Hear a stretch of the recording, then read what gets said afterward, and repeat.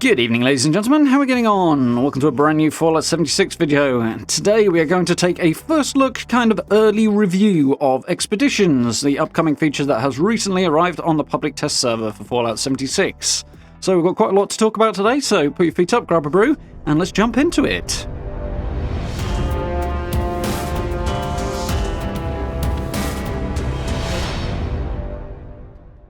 Okay, so first order of business before we get cracking, we are talking about content that is currently on the public test server. This is unreleased, so obviously things can and probably will change between now and its eventual release in September, or likely September. Obviously, this video is also going to contain a few spoilers, some of them story-type spoilers as well, so consider yourself warned on that front. If you want to avoid them, then it's probably a good time to duck out. And let's get to it, because we've got a lot to talk about. So, Expeditions have arrived on the public test server, and I've had a little bit of time to play around with it and a look at it. This is a bit of an early first impressions, early review. So, the first thing we notice is the Refuge, which is the new area, and it's inside the White Spring. Basically, the White Spring is quite a big internal area, and a large proportion of that was previously unused. So what Bethesda have done is separated that out into a new instanced area. So you can head downstairs into the shopping mall area where all the robot vendors are, and that area is as it always was. It's an open area and you can head on in there. But the upstairs part of the White Springs Hotel now is the Refuge, and that area is instanced. So that does unfortunately mean an extra loading screen to pass between that area and the shopping mall downstairs. But they have also added some extra features on the map, which are quite handy, and we'll come back to this on a couple of occasions. But one of the big things about it is you can now fast travel directly into the Refuge. So that takes you inside the instance area within the White Spring, straight from the map, so wherever you are in the game. So that kind of takes the edge off some of it, and reduces some of the loading screens. Because if you do then want to head downstairs to where the robot vendors are, you will have to pass through a door and a loading screen. It's probably worth mentioning that this extra UI element, it's quite large, and the map screen in general is getting a little on the cluttered side at the moment, so I think Bethesda could probably stand to take a look at that and maybe improve things a little bit. Definitely getting a bit cluttered there, but otherwise it's a useful thing to have, and it certainly makes moving around into and out of the Expedition's content and areas considerably more easy, so that's not such a bad thing. So, looking into the Refuge, they've made quite a lot of changes to this part of the White Springs, and it's quite a large area of the hotel that was previously basically unused, and they've made a lot of changes. They've decorated it up, they've given different areas different functions. We've got a lot of NPCs hanging around. Most of them are just sort of set dressing type NPCs. They wander around, they make some background comments, and that's about it. There's not much to them. But there's also a whole bunch of them that are interactable, people you can go and have conversations with.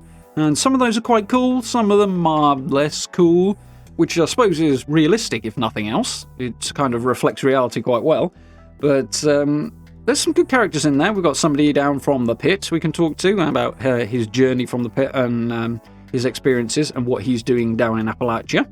We've also got the new Responders faction group and a whole bunch of members that relate to that with various roles you can talk to. Some more interesting than others, some quite fun, some are a bit more, well, a bit less interesting, shall we say. But nonetheless, there's a whole bunch of people there and it's quite cool, and there's a lot of story and background and personal stuff you can talk to, and a lot of stuff you can explore there, which is really nice. And it certainly explains why this content is so big, and it clearly is quite large. There is some big changes here. One of the very cool things about this is that Bethesda have actually added what would appear to be Fallout 76's first trans character into the game, which is really, really cool.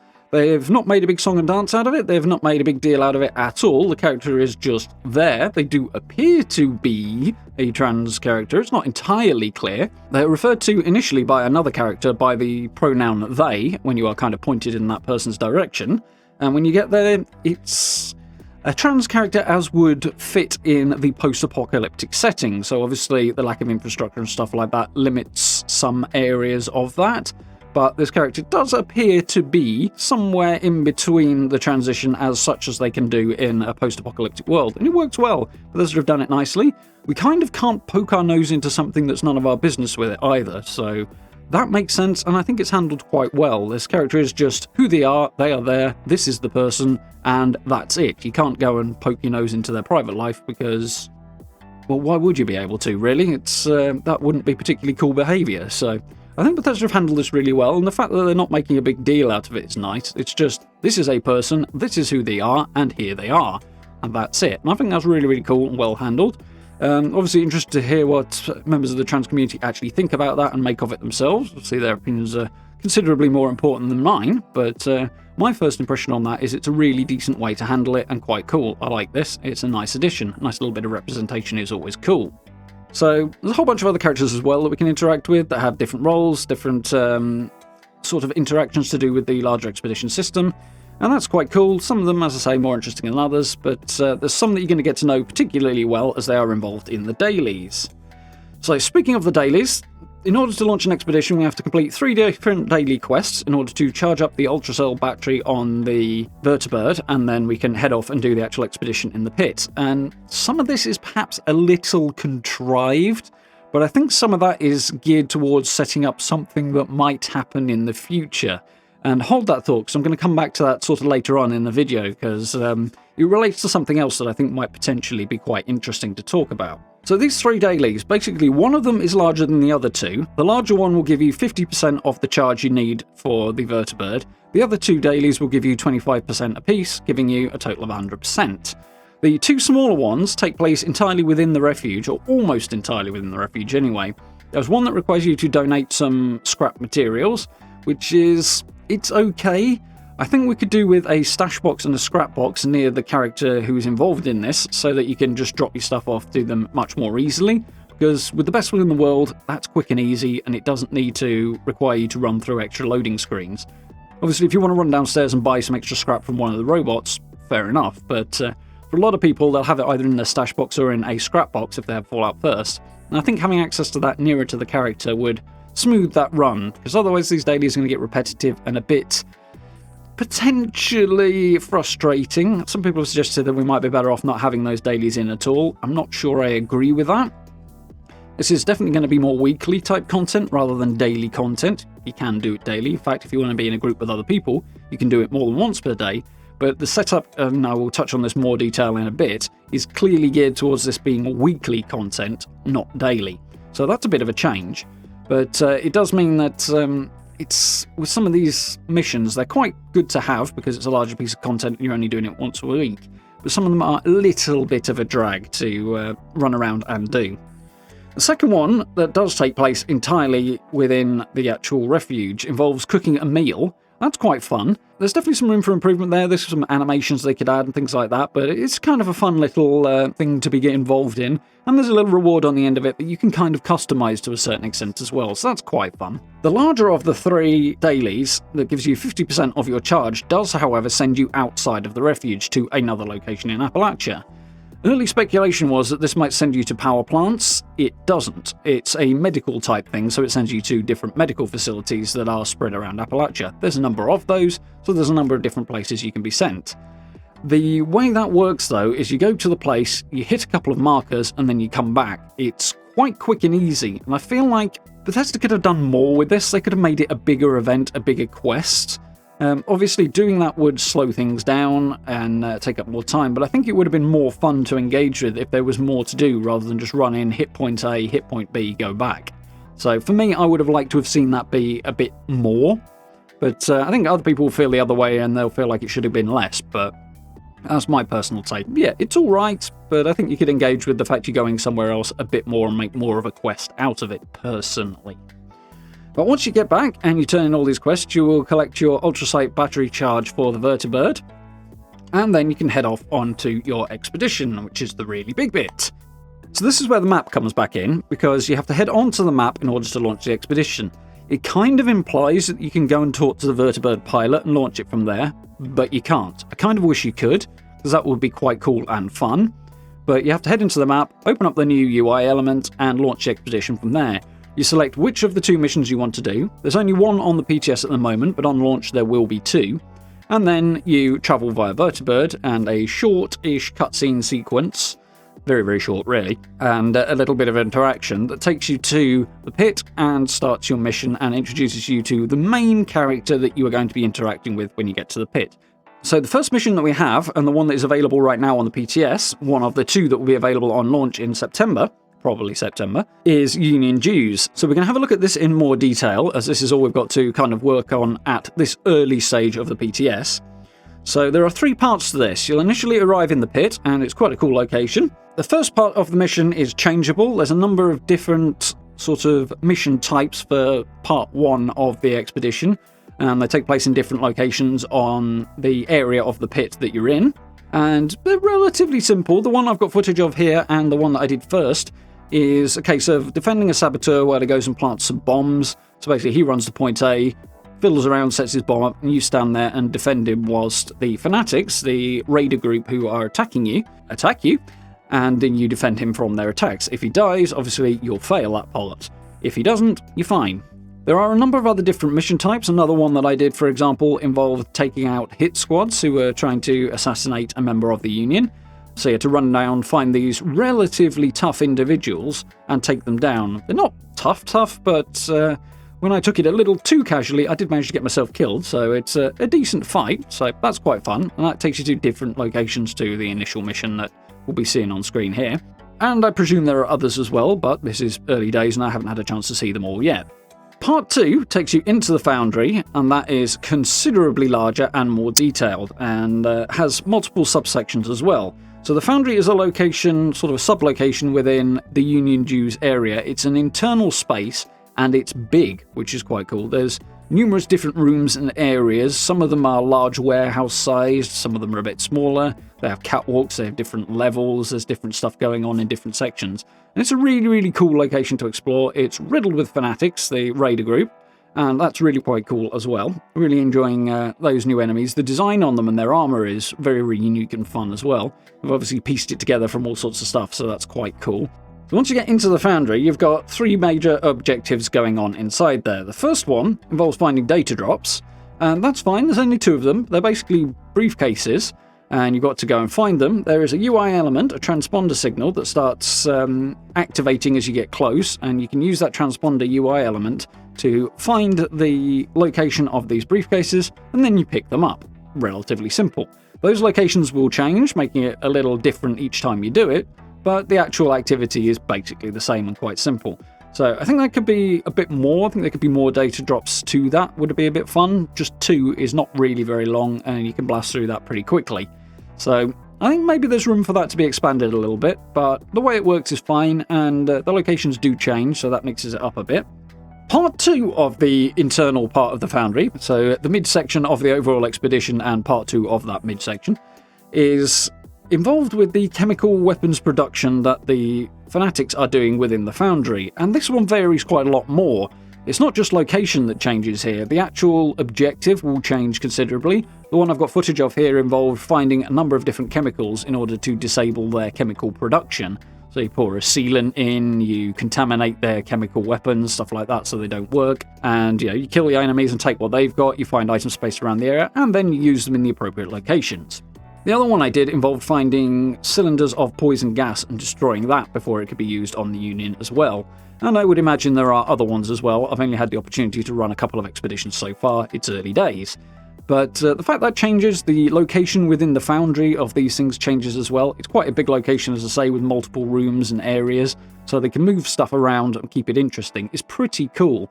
The location, as you can see right now on the screen, is really, really quite cool and unique and distinctive and very, very fun. It keeps that Pittsburgh steel vibe going really well, albeit in a post-apocalyptic way, and I really like it. I think it's cool.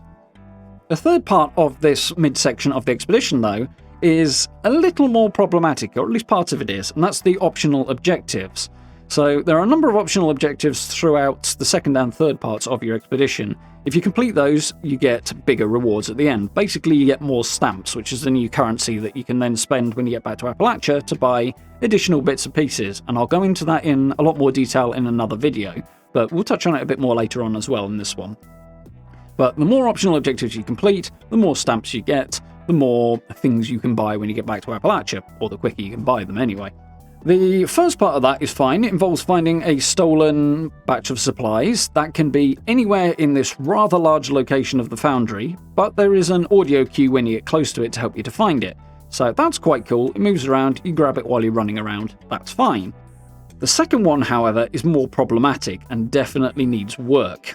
And that is that you need to find steel ingots.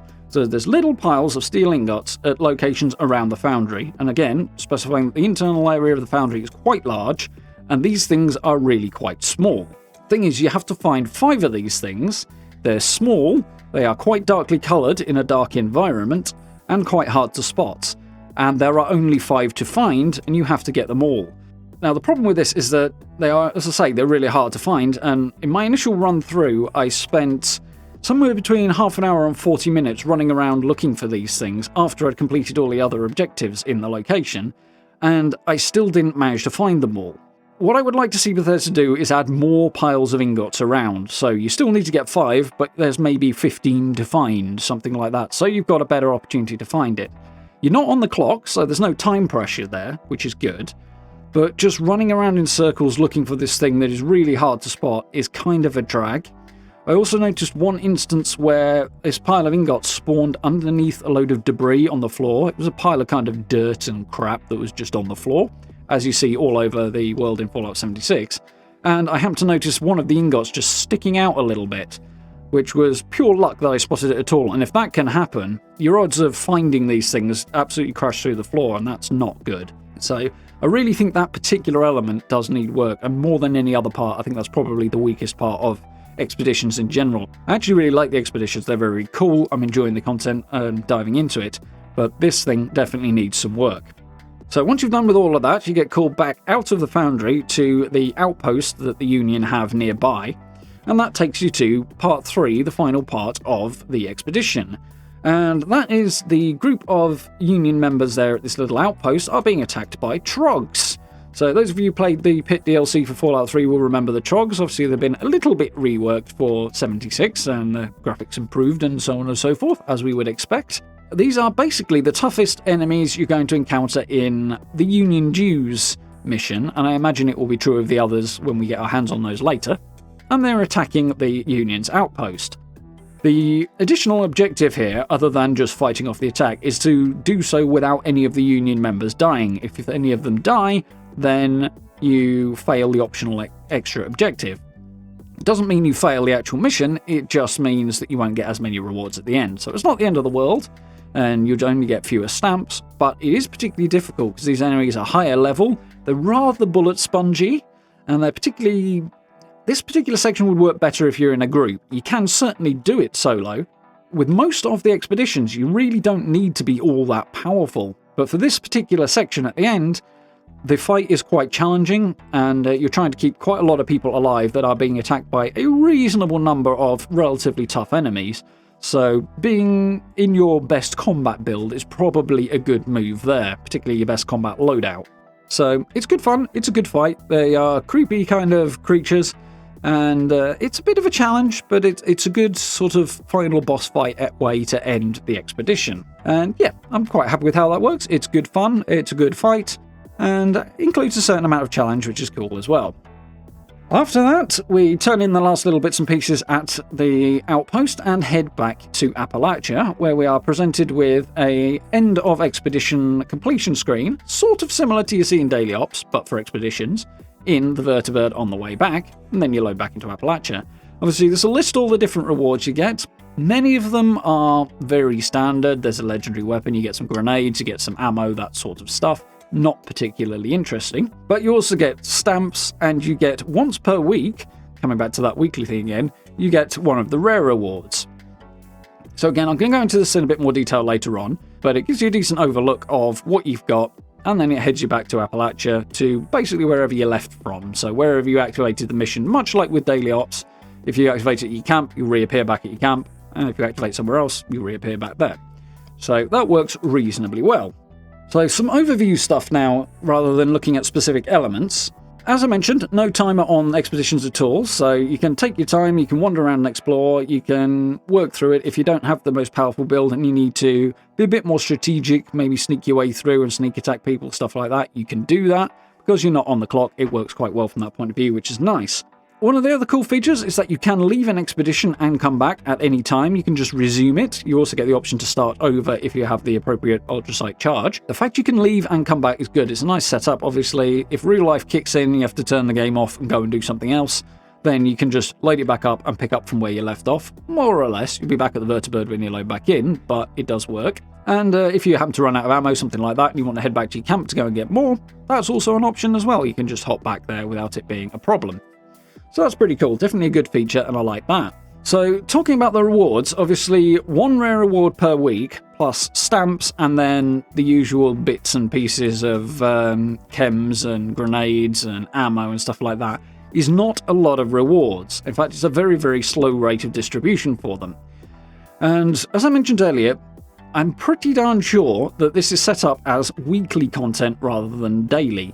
So for most online games, whether you're looking at MMOs or other types of online game, of which Fallout presumably is more one of those than an MMO, weekly content is not unusual. We don't have a huge amount of it in 76, however, so it's going to require a bit of a mental adjustment. If you approach it as weekly content, you'll be fine and view it that way, but if you're trying to grind it out quickly, that isn't going to work because you're only going to get 1 reward per week, 1 rare reward per week anyway. So I know that's going to come as a frustrating element to some people. Some people will want to dive into this and get stuff as quickly as possible, but I think in terms of expanding the lifespan of it and adding some content in there that fits into a different position in the larger ecosystem of Fallout 76, I think that's not such a bad thing. It's a different approach, it's a different vibe, and it's something we're not really used to seeing. As I say, obviously, we've got daily ops, which are daily, and you can run them as many times a day as you like, but you'll only get the rare rewards once. So those are the daily things. We've also got daily challenges. We've got some weekly challenges, so there's that, but they are relatively light touch. And most of the other stuff is events and Scorchbeast Queen and stuff like that you can run as often as you like, only restricted by the time it takes you to launch those particular events. This is different and will require some mental adjustment, but I don't think that's a bad thing. It's just, I think it's just different rather than problematic. So it's something to bear in mind, though. If Bethesda can keep adding new areas, new missions, and keep the rewards coming, that will definitely be good for the long term as well. It'll keep the expeditions feature more interesting over the long haul, so I think that's good. One of the big questions that I can't answer at the moment, because expeditions haven't been up on the PTS for long enough, is the question of duplicates. So if these rare rewards can be dropping as duplicates, then that would be a problem. I don't know at this stage, because the expeditions have yet to be up for a week, so I've only had 1 bite at this apple. If it turns out that they don't drop duplicates, that's fine. It means you'll get something new each week, and that would be an okay way to distribute those rewards. But if they do go RNG and you might get multiple versions of the same outfit, for example, for the reward I got for my first run through, then that would be a problem. And I would not like to see that. I hope Bethesda do make sure that you don't get duplicates from this. I think they would logically do that. I imagine they will probably have thought of this, but if they haven't, that would need to change before it goes live. I can't comment one way or the other, as I say, because we haven't had the opportunity yet, but so long as you're not getting duplicates, the weekly content thing will work. If it doesn't go that way, then you're taking it to an extremely long wait time, potentially, to get the things you want, and that would not be good. So fingers crossed that they do this the right way as opposed to the wrong way, but we'll have to wait and see until the PTS has been up for longer, and obviously eventually when the content comes out as well, to see what they've actually done there. Because, as I say, it's only been up for a few days so far, we can't comment in the long term yet. So, last few points that I want to address before I go on to final conclusions about this. In the last week or so, there have been a lot of chatter around presumably on Reddit, but I've avoided that, but also on Twitter and other parts of the internet as well, regarding expeditions, and there are some issues, questions, things like that have been raised, concerns that people have that I want to touch on before we round this out. So, there's a comparison out there to daily ops. Basically, people are saying, are they just glorified daily ops? My response to that is, no, they're not. This is weekly content, not daily. They're considerably longer. The new area is considerably larger. There are NPCs in there, which are something other than just cannon fodder. People you can actually talk to and interact with. There is lore, there is background to the area, and there's multiple different areas, and it's new areas. So, obviously, daily ops take place within Appalachia, so not really new areas. So there's quite a lot of differences there. It is also repeatable content, so there's a similarity there. That's kind of unavoidable with repeatable content, but generally speaking, I wouldn't say they're that much like daily ops at all. They're much bigger, they're much longer, they take longer to do, and the nature of them is quite different at the same time, other than the fact it is repeatable. So the currency and reward things, obviously we've touched on just before, but people have asked about this. New currencies, we've got quite a lot of currencies in the game at the moment. Yeah, you can track them all from your Pip-Boy. It's not too hard to do. They're not that difficult to keep up with. It's not a problem. It's focused on expeditions content. I'm okay with that. I don't think there's a problem with that. Obviously, the 1 reward per week thing really does make it weekly content rather than daily. My personal thought on the best way to tackle this, particularly if you're somebody with limited time, is to treat it as weekly content, as I say. Do an expedition once per week. You can only launch one once per day anyway, and they're quite long. So if your time available to put into the game is limited, once per week is probably a good way of doing that. And then what I would suggest is when you get to the end of a season scoreboard and you hit that rank 100, you've got a bit of time, a few weeks maybe at the end of it, that are open. That's where I'd maybe concentrate a bit more on grinding out the stamps and getting the extra stuff there. The stamps, by the way, you take over to a character called Giuseppe. He has a shop with a list of items. It's a lot like Regs or Minerva in that it's specific plans. Some of them are camp things. I think there's some outfits in there as well. But most of it is items that are related to the rare rewards. So you get the rare reward once per week, and then you buy mods and things like that from Giuseppe, this new guy. But we'll dive into that in more detail in another video because, well, this is getting quite long already. So that's basically how that works. I think I'm okay with that.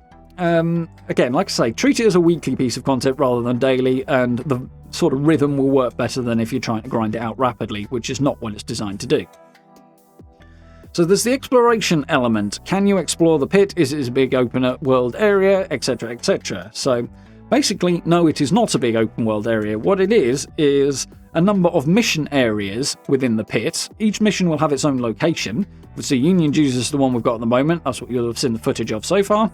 There is another one that is listed that we can't currently launch. It'll be coming to the PTS later on, and it will be available when expeditions go on the live servers later on this year. So that's 2 different locations. For what they are as mission areas, they're reasonable sized. Obviously, with no timer, you can just wander around and have a look about if you like. There is lore, there is story there. There's a lot of story background to the thing anyway, or a reasonable amount. So you certainly can explore, but it's geared more towards mission-type repeatable content than being a new open-world area. That said, as I say, you can absolutely explore the areas that we have. They are very cool, they're well-designed, they look interesting, they're unique, and they're a decent size for what they are, so I think that's a reasonable way of approaching this. I like it, I think it's quite cool. I suspect some people who wanted it to be a big open-world thing will be disappointed. I think that's probably a little unrealistic expectation given the workload and the size of that endeavour compared to the resources Bethesda have to throw at 76. So the way this works doesn't come as a huge surprise to me. But it's quite cool for what it is, I think. So I've talked a little bit on the story stuff here. A lot of what's there is background to characters, to the factions, and that's the locations, that sort of thing. Obviously the pit. There is some of that there. There are lore items you can find. There are terminals. There are notes. There are all manner of things like that. And characters you can talk to. So there is a certain amount of story. The faction stories also have some background to them. Mostly it's establishing background for the faction. But one of the things they talked about, and this is a big spoiler, so beware, is that the Fanatics, the Raider faction, are actually a conglomeration of multiple groups of raiders that have been brought together by a single leader. But nobody knows who this leader is. So there's a potential for development of the story through subsequent missions there. Find out who this person is and maybe try and take them out, that sort of thing. It's definitely potentially interesting, and that could be developed over time. So there is story, but because it's repeatable content, it's relatively light touch story. But it's there, and it's cool, and if you're into the lore and background of this stuff, it's definitely there for you to find and explore and dive into if you want to. The other big thing that people wanting to talk about is the responders being at an otherwise Enclave location, and that particular conflict at the White Spring. Now, again, some potential story spoilers here and a big bit of speculation, but I think that actually Bethesda have accommodated this, and we're going to be finding more out about this later. I suspect there is going to be an update possibly next year that is more Enclave-centric. I'm pretty sure Bethesda will do an Enclave-centric update eventually because there's so much demand for it, it'd be crazy not to. And I suspect that will come probably next year. I think it will tie into Expeditions because there are hints here on one of the characters that they might possibly be involved behind the scenes in Expeditions. Again, I'm not going to go into any more than that, but spoilers and stuff like that, and you can pursue it yourself when you actually get your hands on Expeditions, but I think Bethesda have addressed this and might be building on that in future.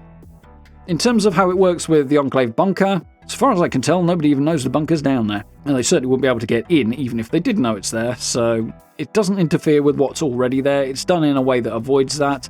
But I think there might be a connection later on that will be interesting to explore. So I think Bethesda have considered this, have thought their way through it, and it's potentially interesting. So those who are into the Enclave, I think you're going to get something that's going to be interesting on down the line. So don't worry too much about that one.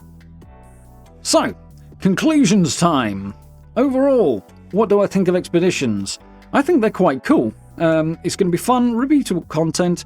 It fits into a new place in the Fallout 76 ecosystem, being weekly repeatable content rather than daily, and I think it will work well in that context. It's not going to work well as daily content, but I don't think that's really where it's meant to sit, and this is a big change for 76, because most things are not working on a weekly basis, they're closer to daily, so this is going to require a mental shift, but I think it works in the way that it is set up. It's cool.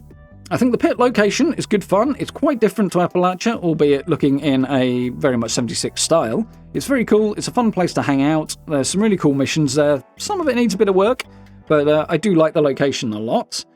The characters, they're a mixed bag. Some are more interesting than others. That makes sense. I'm fine with that. And there's backstory, there's stuff we can talk about, and there's also potential setup for subsequent expeditions stuff and potentially future updates as well in there as well. So that's very, very cool as well. I think I'm okay with the characters. I like a lot of them.